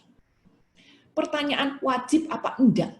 Boleh apa enggak? Harus apa enggak? Itu sebetulnya pertanyaan yang dangkal. Sama kalau orang nanya, jadi ngerokok itu menurut kata Kristen boleh apa enggak sih? Minum itu menurut orang Kristen boleh apa enggak? Itu sebetulnya pertanyaan dangkal. Orang yang masih dangkal, imannya nanya cuma sekedar boleh enggak atau boleh enggak. Boleh apa enggak, gitu. Bandingkan aja, kita bayangkan, setiap dari kita punya orang tua. Nggak semua punya anak, nggak semua punya saudara, tapi setiap kita pasti punya orang tua. Apa saya wajib memberi kepada orang tua saya? Tidak. Saya tidak wajib memberi kepada orang tua. Tapi kenapa kita tetap memberi kepada orang tua? Karena kita mau menunjukkan kalau saya mengasihi dia. Sekarang jawab masing-masing di dalam hati masing-masing. Apa saya wajib untuk mengembalikan kepada Tuhan atas setiap berkat yang sudah aku terima dari dia dan oleh dia? Apakah aku wajib? Kalau memang aku merasa cinta, walaupun tidak wajib, aku bisa lakukan itu dengan sukacita, dengan tulus. Dan sikap ketulusan itu tadi yang menjadi kunci nomor 1 dari kita yang orang Katolik. Makanya disebut sebagai persembahan kasih. Karena kasih membuat kita tidak hitung-hitungan. Bahkan bisa memberi lebih daripada 10%, 30%, 50%. Karena apa? Karena kasih. Tetapi realita ya teman-teman ya, angka perpuluhan 10% itu tidak pernah dihapus di dalam Alkitab. Nggak ada kan Alkitab yang kata-kata persepuluhannya di tip X? Nggak ada kan? Ada semua kan di situ. Berarti tidak pernah dihapus dari Alkitab. Buat apa? Kita pakai angka 10% itu tadi sebagai patokan. Kenapa seperti itu? Karena tanpa patokan, manusia cenderung memberi remah-remah. Ya. Tanpa patokan, manusia cenderung memberi remah-remah. Apalagi kalau lingkungan kita nyaman, gereja kita bagus, kita nggak tahu keadaan ini, keadaan sana gitu. Maka kita suka berpikir, gereja udah cukup lah, gereja duitnya udah banyak, buat apa persembahan segini, aku juga masih butuh kok gitu. Yang sono ngasihnya lebih gede, ini mah nggak ada artinya gitu. Kita cenderung memberi remah-remah. Ingat, manusia cenderung serakah. Maka kita cenderung tergoda dengan 1000 macam alasan untuk menjadi greedy, pelit, serakah. Jadi angka 10% itu pakai sebagai patokan. Biar kita nggak ngasih remah-remah sama Tuhan. Toh pemberian ini bukan urusanku sama orang-orang di sekitar, bukan urusanku sama yayasan atau komunitas, tapi pemberian ini adalah urusanku sama Tuhan sendiri. Jadi kita belajar ketaatan di situ. Selain itu, kalau di dalam Alkitab, bukan di dalam Alkitab, di dalam Katolik, ada yang namanya Konsili Trente. Itu tahun 1543 sampai 1963. Ini Konsili Trente. Di dalam Konsili Trente itu tadi, perpuluhan diwajibkan. Dan itu tidak pernah dihapuskan. Tapi memang dengan berjalannya waktu, praktek perpuluhan ini hilang. Nggak tahu kenapa. Ini cerita 500 tahun yang lalu. Dengan berjalannya waktu, praktek perpuluhan ini hilang. Gitu. Tapi ini pernah diwajibkan di Konsili Trente. Lalu ada yang namanya Kitab Hukum Gereja. Ini juga mengajarkan bahwa persembahan itu adalah harus gitu. Kaum beriman Kristiani terikat kewajiban untuk membantu memenuhi kebutuhan gereja. Gereja di sini huruf besar, berarti bukan bangunan gereja doang, tapi adalah kumpulan umat beriman. Agar tersedia baginya yang perlu untuk ibadat ilahi, karya kerasulan, amal kasih, serta sustentasi yang wajar para pelayan.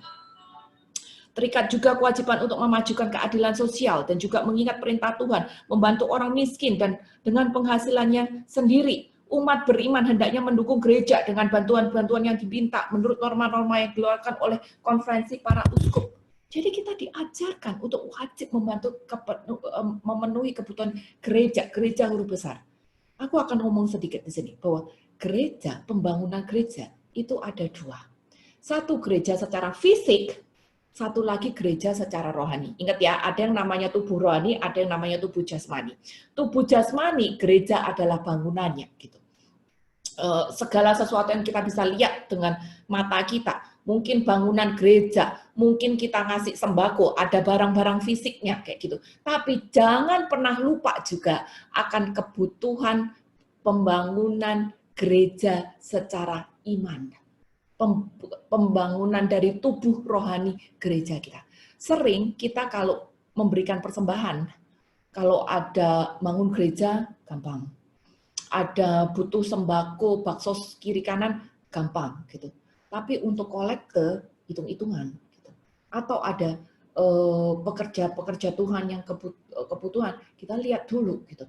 Atau ada acara-acara rohani, retret, apa segala macam. Kita merasa itu bukan komunitasku, ngapain aku bantu ke gitu.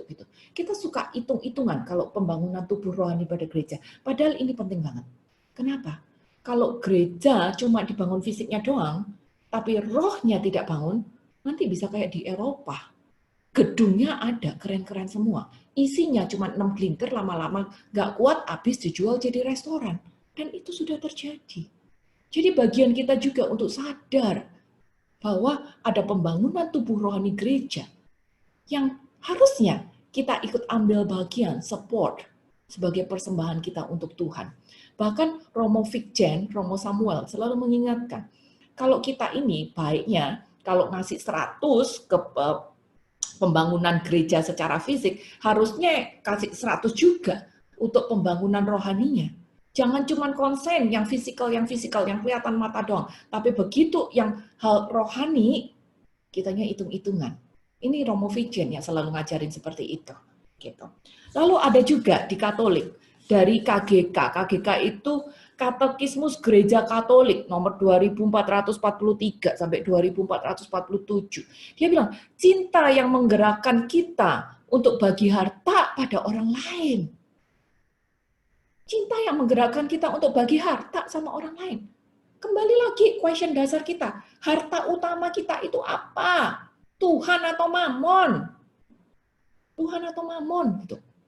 Kalau harta utama kita adalah Tuhan, maka harta dunia gampang kita lepasin. Dan itu yang harusnya kita lakukan. Jadi teman-teman, kalau di Katolik ngomong persembahan, persepuluhan, harusnya cinta itu yang menggerakkan hati kita untuk lebih fokus sama Tuhan. Tapi kalau kita cinta kecil, kita tidak ngerti bahwa kita sebetulnya cenderung serakah, cenderung terikat pada mamon, maka kita akan hitung-hitungan. Jadi sebenarnya di Katolik memang tidak ada perkataan wajib, tapi cinta harusnya menjadi penggerak utama kita untuk bisa suka rela, suka cita mengembalikan kepada Tuhan apa yang harusnya menjadi bagian dari miliknya Tuhan. Ignatius Loyola bilang, tujuan hidup manusia, hidup untuk diciptakan untuk memuji dan memuliakan Tuhan. Tiap benda yang ada di muka bumi, termasuk uang, ada untuk membantu manusia mencapai tujuan ia diciptakan itu. Banyak sekali bukti-buktinya di dalam Katolik. kalau ternyata kita diminta untuk memberi persembahan dengan dasar cinta. Aku akan bukain satu ayat, Sirak. Sirak ini adanya di Deuterokanonika, berarti yang punya cuman Katolik doang. Sirak 35 ayat 2, 7-11. Orang yang membalas kebaikan mempersembahkan korban sajian, dan yang memberikan derma menyampaikan korban syukur. Ingat tadi, satu-satunya cara mengumpulkan pundi-pundi di surga adalah dengan berderma, memberikan persembahan dan ucapan syukur kita. Jangan cuma puji Tuhan, terima kasih Tuhan doang, tapi harusnya ada tindakan nyata juga. Muliakanlah Tuhan dengan kemurahan dan buah ungaran di tanganmu. Janganlah kau sedikitkan, jangan hitung-hitungan. Sertakanlah muka yang riang dengan segala pemberianmu, dan bagian per-sepuluh hendaknya kau kuduskan dengan sukacita. Ada kata-kata perpuluhan di dalam Deuterokanonika. Diberikan dengan sikap hati, suka hati. Berikanlah kepada yang maha tinggi, berpadanan dengan apa yang dia berikan kepadamu. Kan? Kita sudah diberkati, maka kita pun juga harus nabur. Dengan murah hati, sesuai dengan hasil tanganmu. Sebab dia itu Tuhan pembalas, dan engkau akan dibalasnya dengan 7 kali lipat. Ada upah kalau kita melakukan bagian kita dengan tulus dan taat. Jangan coba-coba menyot Tuhan. Surga nggak bisa dibeli. Kita nggak bisa barter sama Tuhan. Sebab tidak diterimanya. Dan janganlah percaya pada korban kelaliman. Kitab Sirah, ini kitabnya orang Katolik. Dan ternyata bicara juga tentang persepuluhan. Oke, lalu berikutnya. Siapa yang berhak untuk menerima persembahan ini tadi? Singkat kata, persembahanku ini loh, harusnya aku alirkan kemana? Gitu ya. Yang pertama, orang-orang miskin. Ulangan 15 ayat 10 sampai 11. Ulangan 15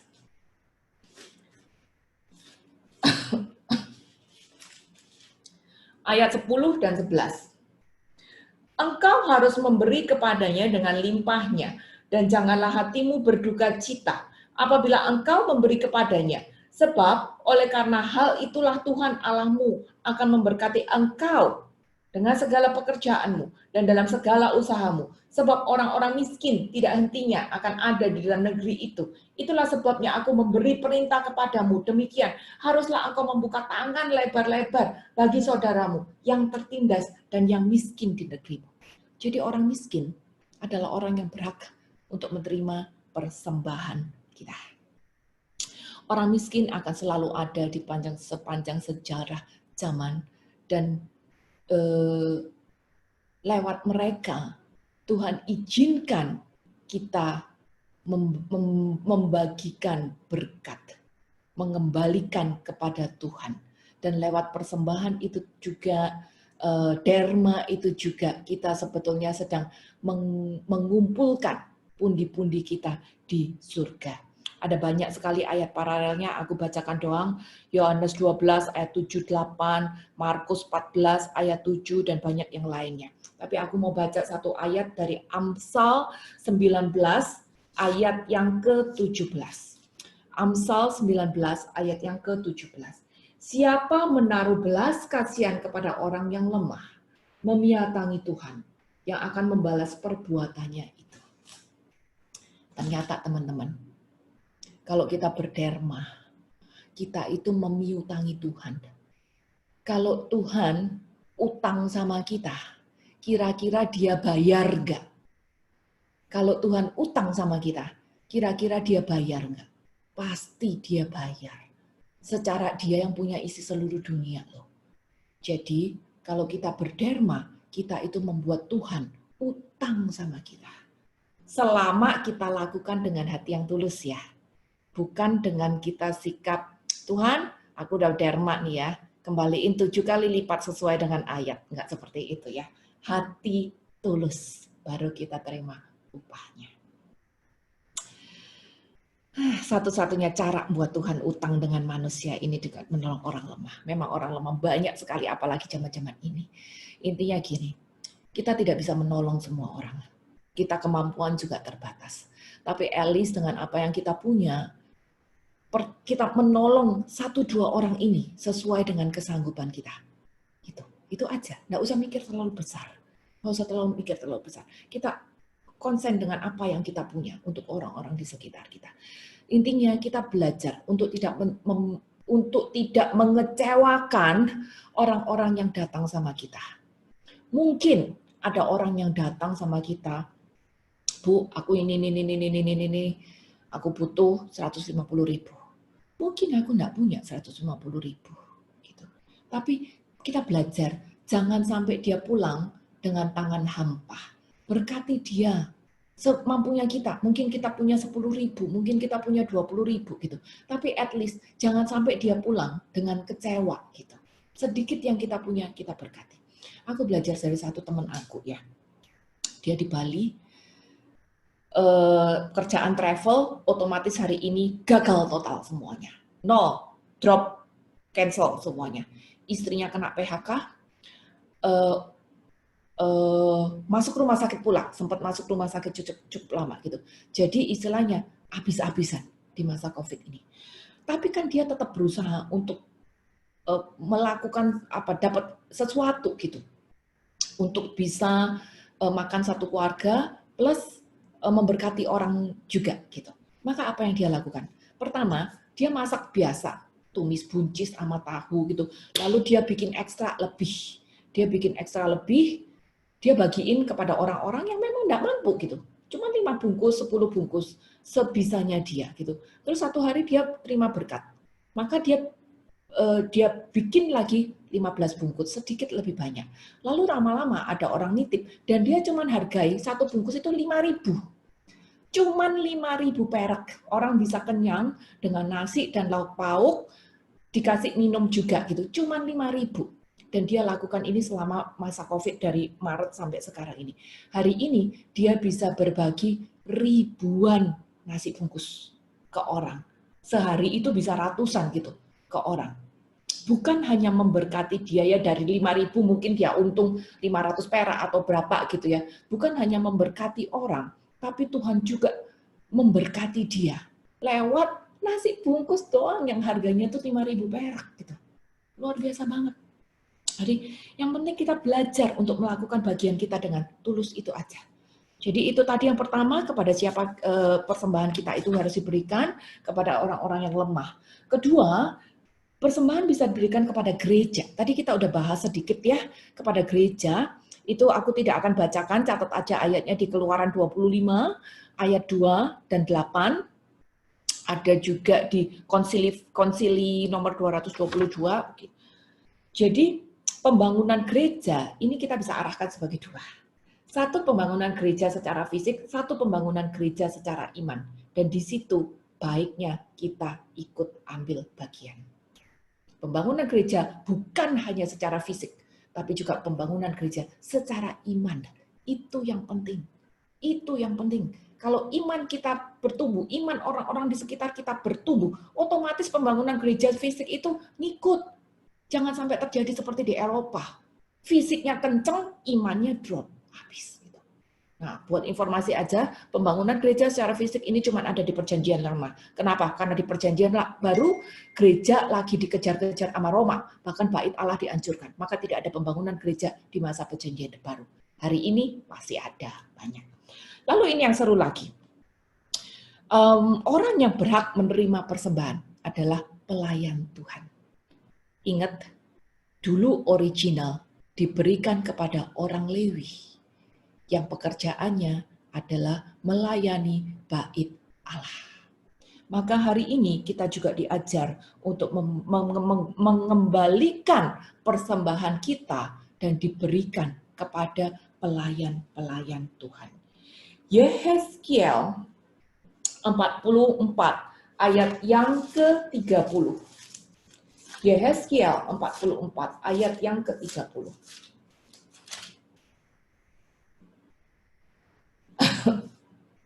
dan yang terbaik dari buah sulung, dan segala persembahan khusus, dari apapun dari segala persembahan khususmu adalah bagian imam-imam. Juga yang terbaik dari tepung jelaimu harus kau berikan kepada imam, supaya rumah-rumahmu mendapat berkat. Di sini bicara, ada persembahan khusus, ada persembahan sulung. Persembahan sulung itu singkatnya hasil pertama dari setiap usaha kita, itu aja. Diberikan kepada imam-imam, karena dulu ngomong kepada orang Lewi. Hari ini kita tidak berikan kepada Romo, karena Romo dia punya kaul miskin, malah tidak bagus kalau kita memberi kepada Romo secara untuk pribadi gitu ya. Tapi kita berikan kepada pelayan-pelayan gereja, mungkin lewat gerejanya, lewat komunitasnya, atau pelayan-pelayan awam yang hidupnya berkeluarga, yang melayani tapi tidak pakai jubah, maksud saya. Jadi mereka masih punya kebutuhan untuk bayar listrik, untuk makan apa segala macam, seperti itu. Bilangan 18 ayat 21.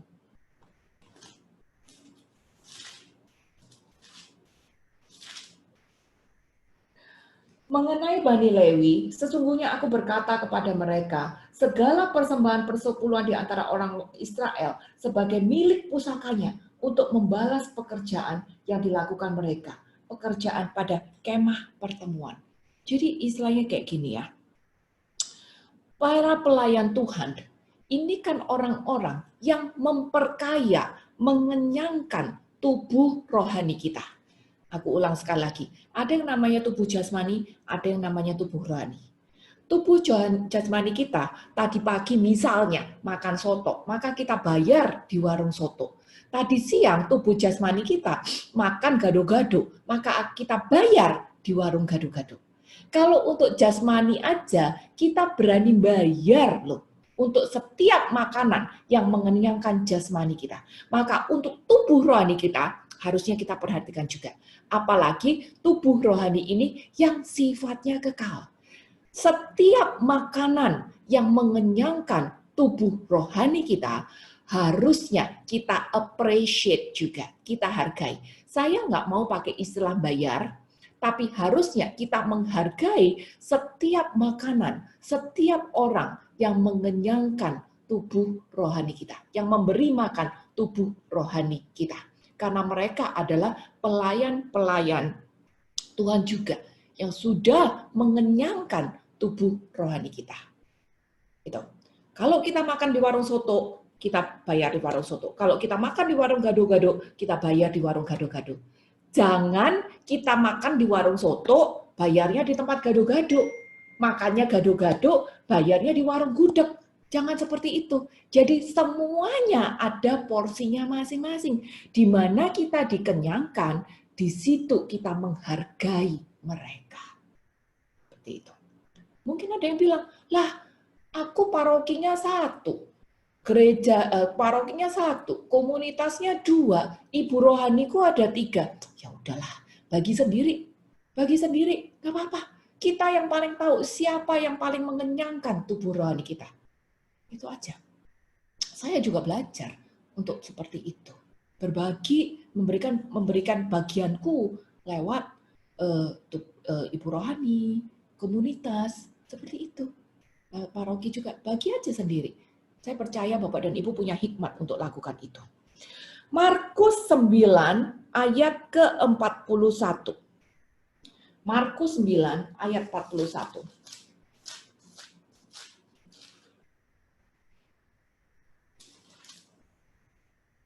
Aku berkata kepadamu, sesungguhnya barang siapa memberi kamu minum secangkir air, oleh karena kamu adalah pengikut Kristus, dia tidak akan kehilangan upah. Kalau kita memberkati pelayan Tuhan, walaupun cuma 1 cangkir air, ternyata Tuhan itu kasih kita upah loh. Cuma 1 cangkir air, kita memberkati pelayan Tuhan. Tuhan ingat, Tuhan catat itu. Jadi memang Tuhan mau kita memberkati setiap pelayan-pelayan Dia. Orang yang bekerja, untuk melanjutkan untuk pembangunan tubuh gereja iman kita. Galatia 6 ayat 6 dan 7. Galatia 6 ayat 6 dan 7. Dan baiklah ia yang menerima pengajaran dalam firman, membagi segala sesuatu yang ada padanya dengan orang yang memberikan pengajaran itu. Kita harus, kayak tadilah ngomong kasarnya ya, makan soto, bayarnya di warung soto. Makan gado-gado, bayarnya di warung gado-gado. Kita dikenyangkan oleh komunitas A atau oleh ibu rohani kita, ya udah, kita memberikan persembahan kita kepada Tuhan lewat orang itu. Karena ternyata orang itu adalah orang yang berhak menerima berkat persembahan dari kita, karena dia sudah mengenyangkan tubuh rohani kita. Jangan sesat, sekali lagi. Jangan sesat. Allah tidak membiarkan dirinya dipermainkan. Apa yang kita tabur, itu akan kita tuai. Jadi banyak sekali ayat yang bicara tentang ini.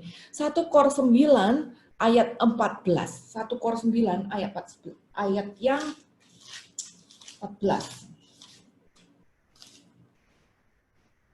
Demikian pula Tuhan telah menetapkan bahwa mereka yang memberitakan Injil harus hidup dari pemberitaan Injil itu tadi.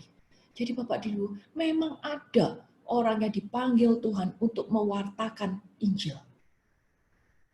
Dan Tuhan kasih kesempatan mereka untuk menerima persembahan. Jujur hari ini, akhir-akhir ini banyak sekali kejadian, bahkan udah sering ya, banyak pengajar-pengajar yang terpaksa kembali ke dunia sekular. Karena berapa sih persembahan kasih yang diterima gitu ya.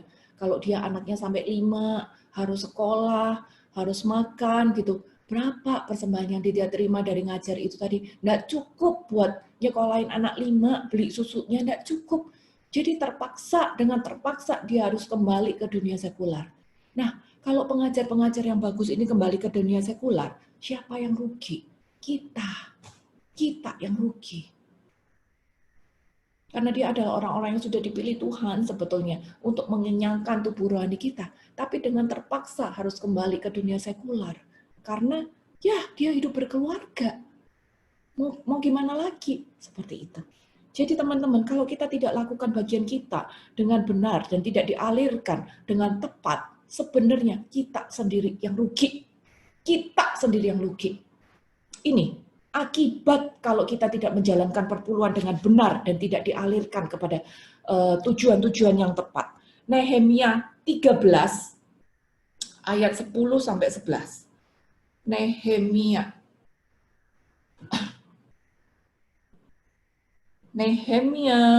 13 ayat 10 sampai 12. Juga aku dapati bahwa sumbangan-sumbangan bagi orang Lewi tidak pernah diberikan, sehingga orang-orang Lewi dan para penyanyi yang bertugas masing-masing lari ke ladangnya, balik ke dunia sekular. Kayak tadi aku cerita, aku menyesali para penguasa, kataku, mengapa rumah Allah dibiarkan. Kadang-kadang tidak banyak penguasa yang berani ngomong keras loh, ngajar tentang persembahan itu, aduh, apalagi di Katolik, sorry to say, sensi, ini soal duit, ini pengajaran keras gitu. Dan kalau para penggede-penggede tidak berani mengajarkan tentang ini, rumah Allah dibiarkan. Rumah Allah dibiarkan, ya ini akibatnya. Pelayan Tuhan kembali ke dunia sekular. Karena dapur harus ngebul terus. Akibatnya seperti ini. Ada akibat lain lagi. Hagai 1 Hagai 1 ayat 5 sampai 9. Oleh sebab itu beginilah firman Tuhan semesta alam. Perhatikanlah keadaanmu. Kamu menabur banyak, tapi bawa pulang hasil dikit. Kamu makan, tapi nggak sampai kenyang. Kamu minum, tapi nggak sampai puas. Kamu berpakaian, tapi badanmu tidak sampai panas. Dan orang-orang yang bekerja untuk upah, tidak bekerja untuk bekerja untuk upah dan ditaruh dalam pundi-pundi yang berlubang. Beginilah firman Tuhan semesta alam. Perhatikanlah keadaanmu, sampai 2 kali. Jadi, naiklah ke gunung, bawalah kayu, dan bangunlah rumah itu. Maka aku akan berkenan kepadamu dan menyatakan kemuliaanku. Di situ firman Tuhanku. Kamu mengharap banyak, tapi hasilnya dikit. Dan ketika kamu membawa ke rumah, aku menghembuskannya. Oleh karena apa? Karena firman Tuhan semesta alam. Oleh karena rumahku, gereja Tuhan, gereja bukan hanya secara fisik, tapi gereja secara rohani, kumpulan umat beriman, pertumbuhan iman dari orang-orang yang tetap menjadi reruntuhan. Sedang kamu sibuk masing-masing dengan urusan rumahnya sendiri. Singkat kata, ayat ini bilang, kalau kita tidak melakukan bagian kita, kita kerja, tapi banyak bocor gitu deh. Kerja, kita makan tapi nggak kenyang, minum tapi nggak tetap aus gitu. Kerja tapi pundi-pundinya bocor. Ada aja kejadian yang membuat kita harus bayar ini, harus bayar itu, yang nggak perlu sebetulnya, yang nggak perlu. Jadi duit hasil kerja kita nggak bisa kita nikmati secara maksimal karena apa? Bocor. Bocor akibat apa? Akibat kita tidak melakukan ketaatan di dalam hal persembahan kasih. Yang satu harus dilakukan, yang lain tidak boleh diabaikan. Persembahan dengan sikap hati yang tulus. Aduh, aku bacakan aja ya, cepat-cepat ya. Lalu, kalau kita taat melakukan persembahan itu tadi, apa yang aku terima? Dari tadi udah ngomong ada upah, tabur, tuai, beri akan diberi, tabur, tuai, ada upah. Dan upahnya itu apa aja? Balik lagi ke Maleakhi 3. Tadi kita sudah baca ini, aku akan baca lagi. Maleakhi 3 ayat 10 sampai 12. Bawalah persembahan ke dalam rumah perbendaharaan supaya ada persediaan makanan di rumahku. Makanan bukan hanya secara jasmani ya teman-teman ya, makanan juga secara rohani. Ada pertumbuhan iman yang harus kita kenyangkan. Dan ujilah aku, Tuhan nantang kita. Uji aku, kalau kamu mengenyangkan, kalau kamu kasih makanan di rumahku, firman Tuhan semesta alam, apa aku tidak membukakan bagimu tingkap-tingkap langit? Mencurahkan berkat padamu sampai berkelimpahan, menghardik belalang pelahap. Gitu. Jadi kerjaan kita nggak bocor lagi istilahnya. Kalau kita lakukan bagian kita, Tuhan bukan hanya membuka tingkap-tingkap lain, ngasih kita kelimpahan, sehingga kita punya benih lebih lagi untuk ditabur. Kita punya barang-barang persembahan, benih-benih persembahan lagi untuk ditabur lebih banyak lagi gitu. Dan Tuhan menghardik belalang. Berarti apa? Tidak ada lagi kebocoran-kebocoran. Kita tidak harus lagi keluar duit untuk hal-hal yang sepertinya boten-boten gitu deh. Boten-boten apa aja ya? Macam-macam lah. Kadang-kadang nggak ada angin, nggak ada hujan. Tahu-tahu ban kempes, harus beli ban jutaan. Nggak ada angin, nggak ada hujan. Tahu-tahu ada sakit, harus bayar obat. Tapi ya segala macam yang harusnya tidak menimpa kita. Yang harusnya tidak menimpa kita. Tuhan hardik. Itu yang namanya belalang pelahap. Pundi-pundi kita tidak bocor lagi kalau kita taat. Mazmur 41 ayat 2 sampai 4. Mazmur 41 ayat 2 sampai 4. Berbahagia orang yang memperhatikan orang yang lemah. Tuh. Kita harus berbagi pada orang lemah. Tuhan akan melumpuhkan dia pada waktu celaka. Tuhan akan melindungi dia dan memelihara nyawanya sehingga ia disebut bahagia di bumi. Engkau takkan membiarkan dia dipermainkan musuhnya. Tuhan membantu dia di ranjangnya pada waktu sakit, di tempat tidurnya kau pulihkan selama sama sekali dari sakitnya. Tuh, kita lakukan bagian kita, diluputkan dari waktu celaka, dipelihara nyawanya, disebut berbahagia, tidak akan dipermainkan oleh musuh, diberi kesembuhan. Banyak janji-janji Tuhan untuk kita bila kita mau taat melakukan persembahan dengan hati yang tulus dan dialirkan dengan tepat. Lukas 6 ayat 38, kita sudah baca itu tadi. Kita akan diberi berkat yang berkelimpahan, satu takaran yang dipadatkan sampai tumpah. Bicara berkat berlimpah lagi, upah yang berlimpah. Yoel 2 ayat 23 sampai 26. Yoel 2 ayat 23 sampai 26. Aku akan bacakan 25 aja.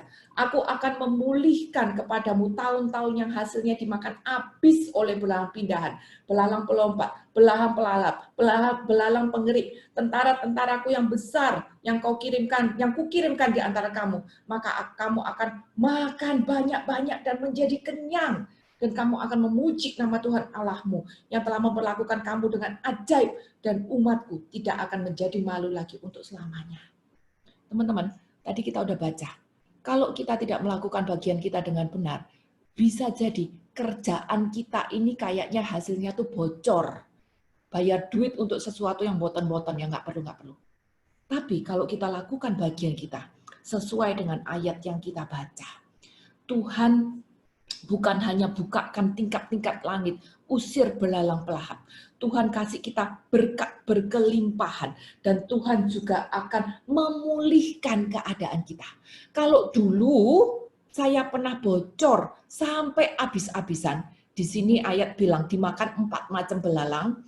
Belalang itu bisa dibilang hama yang paling mematikan. Buat teman-teman PABT kita pernah bahas tentang ini beberapa waktu yang lalu. Hama yang paling mematikan. Jadi hama A datang, dia makan semua buahnya. Hama A pergi, hama B yang datang. Makan sisa daunnya, makan sisa batangnya. Hama B udah kenyang, dia lewat. Hama C datang, makan sampai akar-akarnya gitu. Hama D datang lagi. Jadi benar-benar habis-habisan. Ayat ini bicara habis-habisan.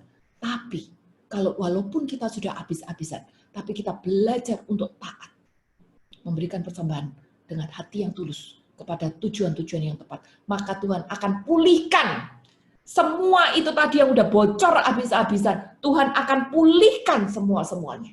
Tuhan kita mampu untuk lakukan itu. Dia mampu untuk pulihkan semuanya. Dan kalau dia sudah pulihkan semuanya, kita akan makan. Kita tetap bekerja.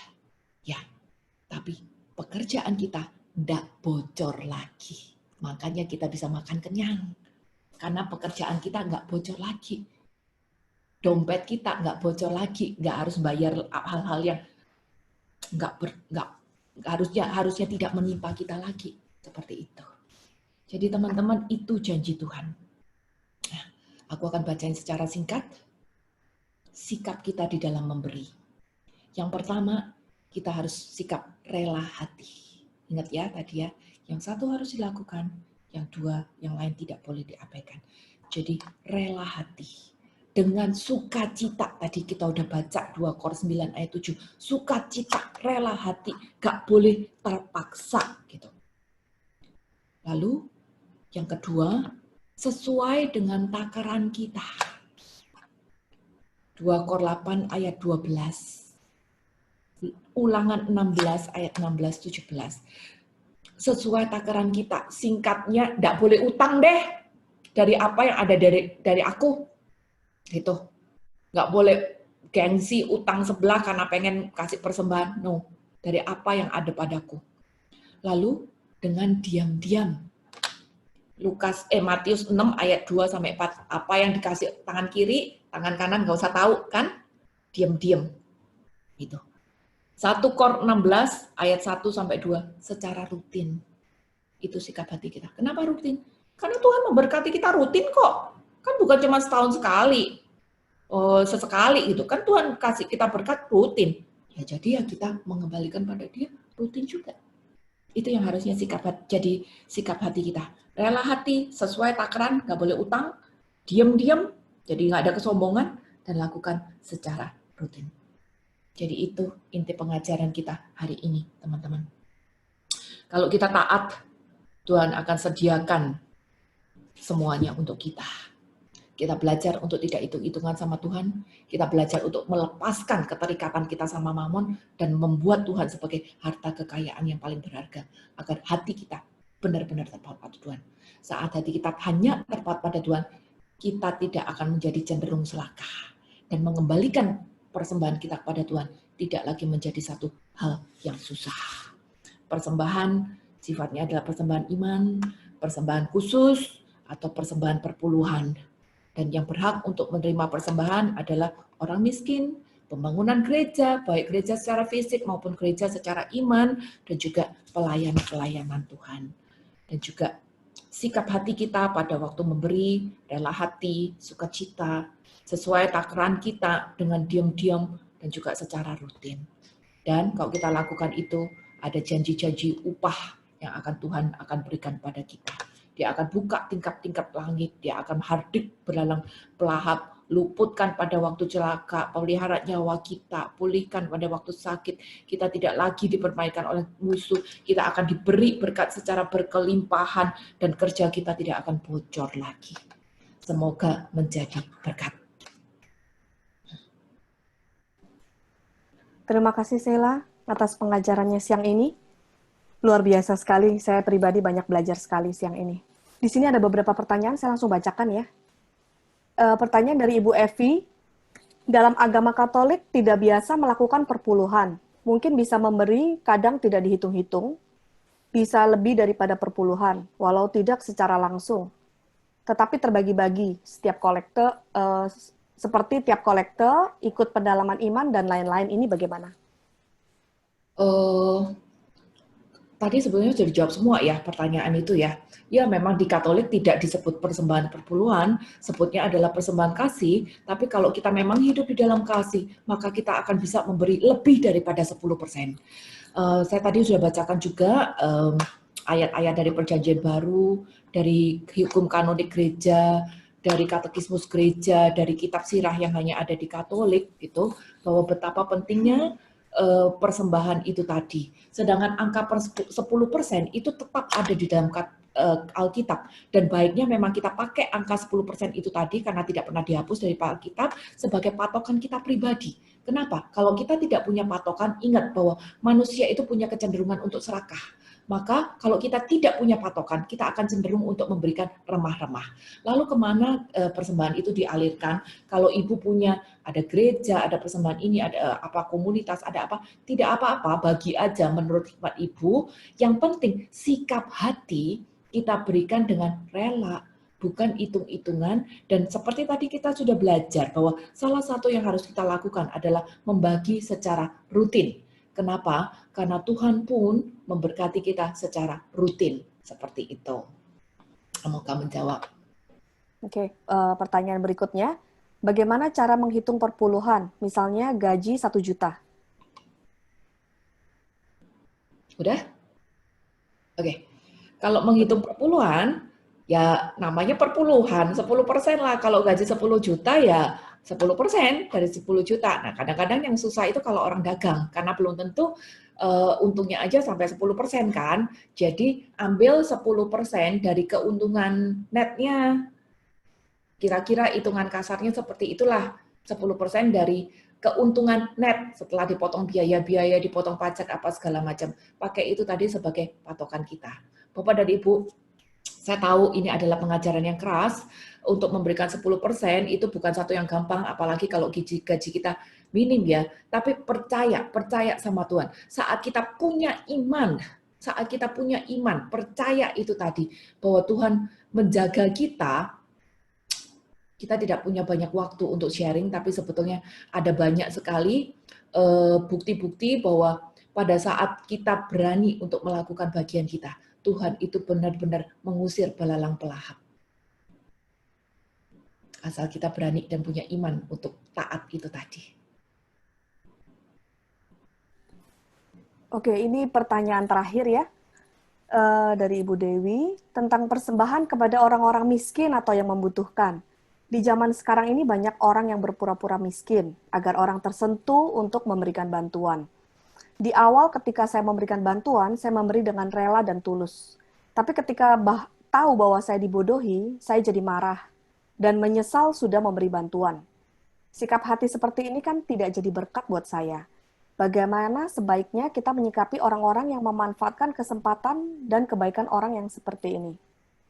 Ya, memang kadang-kadang banyak orang-orang di sana yang seperti itu ya. Saya juga pernah ngalami kayak begitu. Memang kita harus punya hikmat juga untuk mengalirkan ke orang-orang mana nih yang lemah beneran gitu. Jangan-jangan orang pura-pura kayak gitu.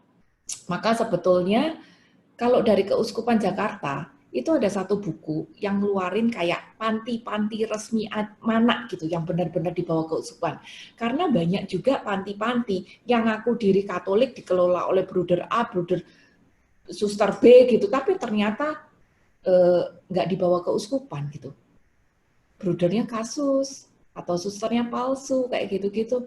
Jadi ya memang kita harus punya hikmat untuk ngarahin persembahan kita kemana. Tapi itu tadi ya, orang akan selalu datang kepada kita untuk minta pertolongan. Kita mungkin tidak tahu dia beneran miskin atau enggak. Tapi kalau kita tahu, pasti kita kasihnya bener ya, dengan sukarela. Masalahnya kalau kita enggak tahu seperti apa. Nah, ini dengerin suara hati. Bagian kita adalah jangan sampai dia pulang dengan tangan hampa, dengan kecewa. Mungkin kita cuman relanya kasih 50.000, enggak apa-apa. Yang penting jangan sampai dia pulang dengan kecewa. Toh kalau orang datang ke kita, posisinya tuh, posisi tangan dia tuh gini gitu loh. Sedangkan posisi tangan kita masih yang di atas seperti ini. Jadi keadaan kita masih lebih baik karena dia datang dengan tangan seperti ini gitu. Jadi walaupun kita mungkin tidak bisa memberi sebesar yang dia minta, atau mungkin hati belum rela untuk memberi sebesar yang dia minta, jangan sampai dia pulang dengan tangan hampa, gitu aja. Jadi kitanya tetap jadi berkat. Oke, tadi pertanyaan terakhir, ternyata masih ada satu lagi nih pertanyaan bonus ya Sheila ya, boleh ya? Kalau kita membantu kenalan atau saudara yang sedang membutuhkan, padahal orang itu bukan termasuk orang miskin, tapi memang pas lagi membutuhkan, misalnya perlu dana karena ibunya sakit, apakah itu termasuk hal menabur? Lah kalau dia bukan orang miskin, kenapa dia perlu dana kalau ibunya sakit gitu? Kalau dia memang perlu dana karena ibunya sakit, berarti kan dia dalam posisi membutuhkan juga. Iya kan? Berarti dia dalam posisi lemah, dia dalam posisi membutuhkan juga. Gitu aja. Oke, terima kasih Sheila udah menjawab pertanyaan-pertanyaannya.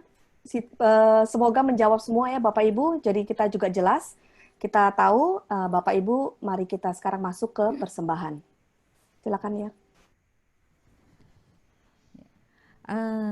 Teman-teman, kita sudah mendengarkan firman yang dibawakan oleh Cisela. Mari kita memberikan hati kita, memberikan persembahan hati kita, sebesar berapapun yang Anda ingin berikan. Kami akan bagikan pun kepada sesama kami yang lebih membutuhkan, dan bisa menjadi berkat buat kami, buat Anda, dan buat orang sekitar Anda. Kami punya di slide, kita punya kita akan mempunyai tulisan BCA 419 1488 827 atas nama Yurifi Yusuf Cahaya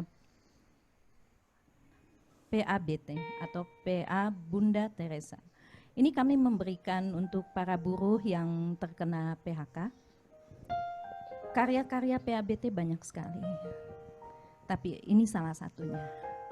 Dan kami mengetuk pintu hati Bapak Ibu untuk mau memberikan yang terbaik.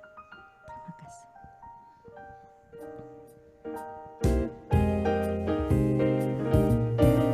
Silakan ya teman-teman dicatat untuk nomor rekening ada di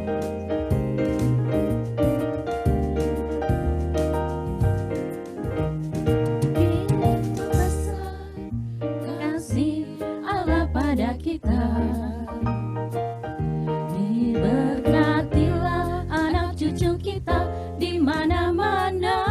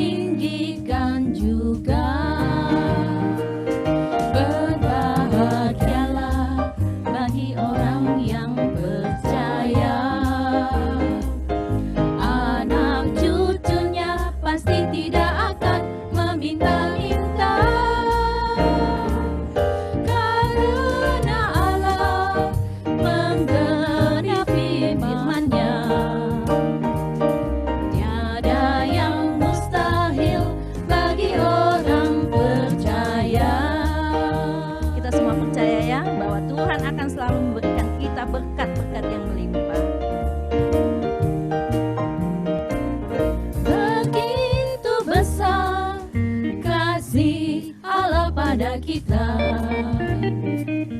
Diberkatilah anak cucu kita di mana-mana.